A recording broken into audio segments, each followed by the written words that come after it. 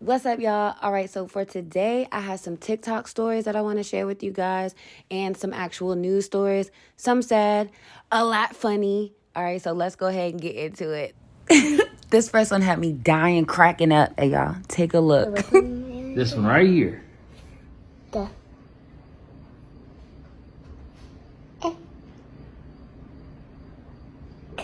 Yeah, but I was right. It's definitely dick. It's not, though. Sound it out. The ick. Dick. Thick. Oh, so someone has a big dick problem. Zilling, no ma'am. It's thick. Like thick eyes? Yeah, like thick thighs. You are disgusting. Thick, like that. Okay? You are disgusting, Dad. Next thing I know, I wake up, everybody talk about the Queen Day. I'm trying to figure out what queen, who queen. I thought Jason Lee already said the queen was dead. She came back alive. Oh, I don't get it. I don't know. I feel like these TikToks, like who died? Who did it? Tell me. Girl, the queen is dead. Queen Latifah? No, not Queen Latifah. Ari Lennox? No. Lupita? No. Zendaya? No. Tracy Ellis Ross? No, not Tracy. Lizzo? No, not Lizzo. Riri? No. Nicki?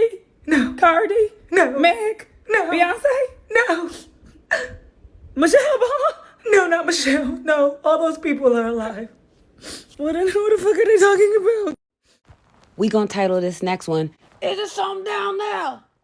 I already know why she doing this. She don't like me because she know I used to mess with her sister man before her sister. Boo. All about her ugly behind Billy. Girl, Billie Jean. Girl, Jean Davis. All about a man that I ain't messed with in over 10 years. Baby, move. Baby, move, baby. Baby, move, please. The police taking forever to get here. They coming. No, you need to move from this door. You locking me in here. Somebody I stole something. What I like? But what did I steal? What did I steal? Why was you digging down there, ma'am? Cause my coochie was itching. And I have a right to scratch it cause I'm grown. And I have a whole damn panty line of pad It on. didn't look like you was scratching down there. I know what I was doing, baby. There ain't nothing down there, is it? Is there something down there? Draws. Because I already know what she doing. The ratchicity of the ratchiciation. That, I can't, I'm happy I don't have to work in retail anymore. Those situations, you know what? I'm happy for all that. I'm happy I don't even really shop in the stores anymore. So I don't have to deal with employees like that, thinking they being Batgirl, Catwoman, Batman, Robin. Like, stop trying to save the business. Don't try to save a hoe. If I'm going to take something, let me take it. You know, not that I do things like that, but you know, I'm just saying. Now, this next one is a reminder for the physical and the metaphysical. If it costs you your peace, God damn it, it's too damn expensive. If it costs you your peace, it's too damn expensive. You are wasting your time. It's getting excessive. Show some love to yourself. It's far more impressive. The right ones will be there, and that is the lesson. If it costs you your peace, it's too damn expensive. You are wasting your time. It's getting excessive. Show some love to yourself. It's far more impressive. The right ones will be there, and that is the lesson. I tell you once and I tell you again, know your worth. Anywho, all right, so y'all know how y'all man T.I. recently came out talking about he can only do but so much because he's disciplined his son and he knows what type of energy that is, and it's get your ass in trouble, you gonna get your ass locked up, I can't do nothing about it type energy.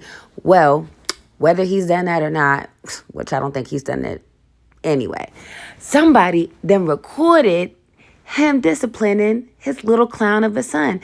Check out this rare footage of T.I. disciplining his son. Yeah, well, I don't fucking care. Lost a motherfucking mind. Well, I mean, at least that's how it should have went. These next two are wild. So we have Trisha Paytas. I don't know if any of y'all know about her, but she's a crazy Caucasian chick, just to put it lightly. And then we have a sister who avenged her brother's killing by going and finding that mofo and killing his too. Okay?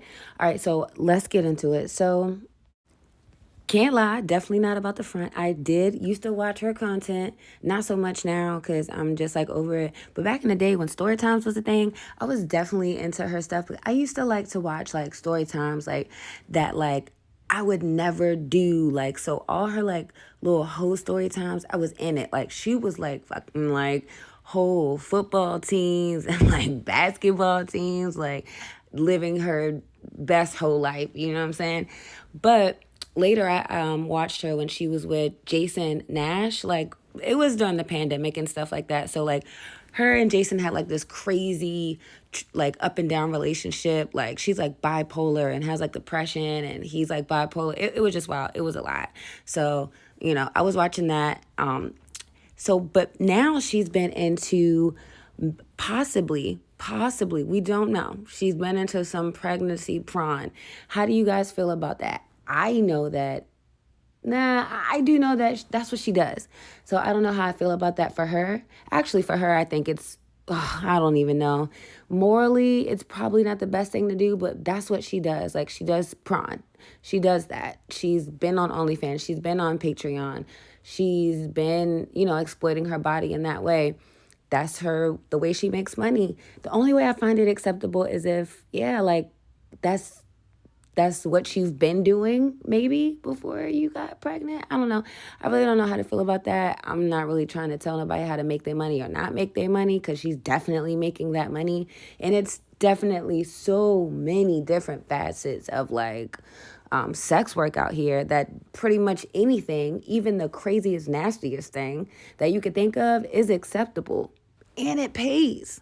So I don't know. What do y'all think about like pregnancy Pron and things like that? I'm like 50-50. I know for myself, wouldn't be doing it. I know my man definitely wouldn't be. Now, if I was down, and I mean, sis, like down under the ground. See, I don't know, because then what if my baby like see it later and then he gonna be like, oh, mom, you was, but then I'm gonna be like, how you think you got them Jordans? Like, I don't know, y'all. Comment what y'all think. Like, what do y'all think? Next. Like, I definitely feel sis, because if my sister or anybody in my family, my cousins, my mama, my grandmother, somebody's going to, I'm getting revenge. Somebody's going to be severely hurt on the other side, especially if I find out who that person is. Are you kidding me? Like, my whole room just turned red. I see red. That's all I see right now. Kansas City woman avenges little brother's death by tracking down and murdering his killer. That's right, sis. After the shooting, she texted her brother to let him know, saying, I owe him that body. Wow. So let's get into it. You already know we gotta call Samantha in here.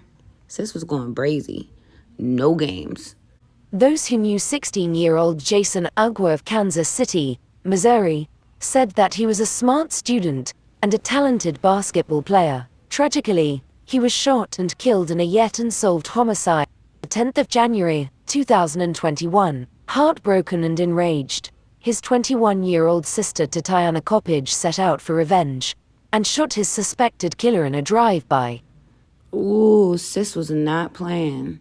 She was ready for that smoke. I feel her. Then she sent her dead brother a text message to let him know, send a nigga to my brother. I owe him that body. The message read. According to police documents, Coppage knew where her brother's suspected killer, 36-year-old Keith Lars, would be on the night of the 13th of January before following him to a parking lot and shooting him in the chest and leg. According to Coppage, however, it was Lars who opened fire on her first. She merely returned the favor. Kansas City police easily tied Coppage to the murder after surveillance footage tracked her car from the drive-by in the parking lot to her home. Damn! Almost got away with it, sis. Now, that's something I feel like somebody should have got away with. Coppage also reportedly messaged a contact named Auntie, not a contact named Auntie, before the shootout took place, asking for a .45 caliber ammunition. She is now being held in a Jackson County jail on a $200,000 bond. Aww. 9-year-old Jaden and 8-year-old Montel were killed in 2016. Yeah, I think it says something about like her cousin. Well, I think they're about to say it right here. Unfortunately, Coppage is no stranger to grief and lost her younger brother and cousin to a similar shooting in 2016. According to New York Post, 9-year-old Jaden and 8-year-old Montel Ross were killed in their beds. Aww, in a homicide case that remains unsolved. Well, sis went out on her own and solved it and resolved the case. Solved and resolved. You hear me? Solved and resolved. At the time, Jason Ugwa reportedly held his little brother in his arms and watched him die. There's been no explanation nor police investigation that has led to a single arrest in the 2016 tragedy. I tried to shield you all from everything I had to witness as a kid, Coppage wrote on Facebook after Jason Ugwa's recent death. I worked hard and long hours to keep a roof over your head. All I wanted is to see you happy finish school and make it to the top. But somehow I still failed you. Why didn't you just hear me out? Aw, that's sad. Like, As of now, evidence regarding Keith La's alleged involvement in Ugwa's murder has not been publicly released. Coppage appeared to have been floated information from locals in the community that convinced her of La's guilt. As it stands, only time will tell. Most recently, rappers DaBaby and 42 Dugg have taken interest in Coppage's revenge killing. They offered to pay $40,000 to help reach a $200,000 bail. I only wanted more time with you, that's all, she wrote about her dead brother on Facebook. Tragically, cycles of violence like the one that consumed Coppage and her family is swirling all over the United States. And Coppage isn't the first citizen to pursue her own brand of vigilante justice. In 2016, a man who had survived childhood sexual and physical assault identified 3 pedophiles off the public registry in order to track them down and harass them. Jason Vukovic of Alaska reported that he felt an overwhelming desire to act because of his own history of abuse.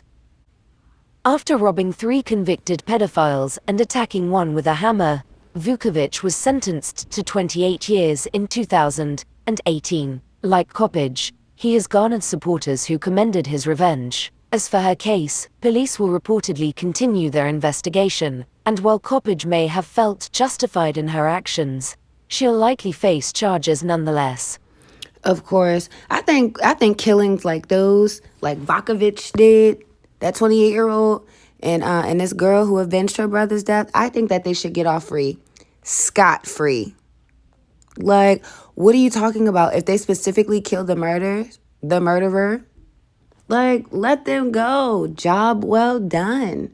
One less person the police got to look for. Yeah, the person technically, like, killed somebody, but it's like they killed the right person. You know what I'm saying? People always saying, oh, it was the wrong person at that. No, this time it was the right person. So just, like, let it be. Just let it be. Let it be. But this is sad. I mean, I'm with the sister all the way for doing what she did. She a G for that, but sad that she'll definitely face charges. Well, that's another episode.